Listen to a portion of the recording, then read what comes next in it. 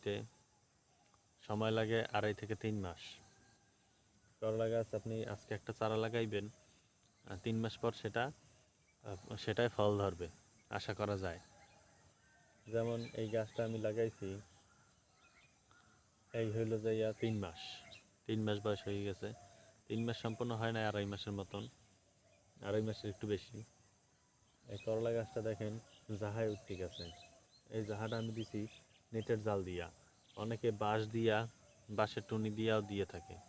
আমি যে দিছি নেটের জাল দিয়া, এতে আমার টাকা অনেক সেভ হয়েছে।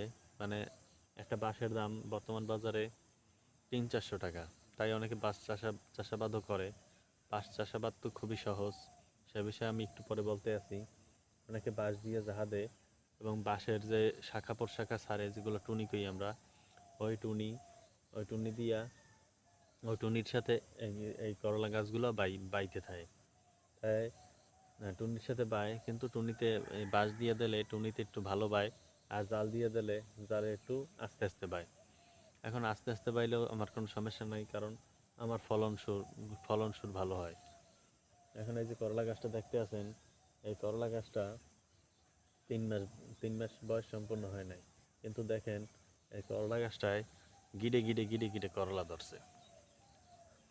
এই করলাটা আসলে ধরলে কা, এই করলাটা ধরার কারণ আমি যে গাছগুলো লাগাইছি, এই গাছের গোড়ায় আমি সার হিসেবে ব্যবহার করছি মুরগির ময়লা।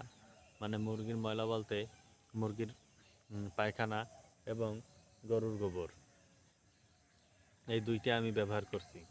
গরুর গোবর আর মুরগির পায়খানা, এতে রয়েছে গাছের জন্য ভিটামিন।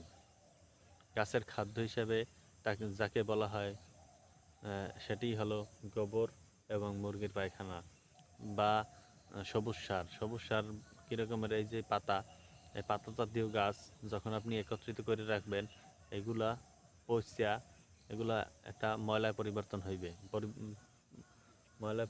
হবে। আর এই ময়লায় পরিবর্তন হওয়ার পরে এই যে পচা যে সবুজ গাছগুলা, এইগুলো আপনি যখন ময়লায় পরিবর্তন হবে, তখন যদি গাছের গোড়ায় এনে দিয়ে দেন, এগুলা সার হিসেবে ব্যবহারযোগ্য হয়ে যাবে। ঠিক তেমনি গোবর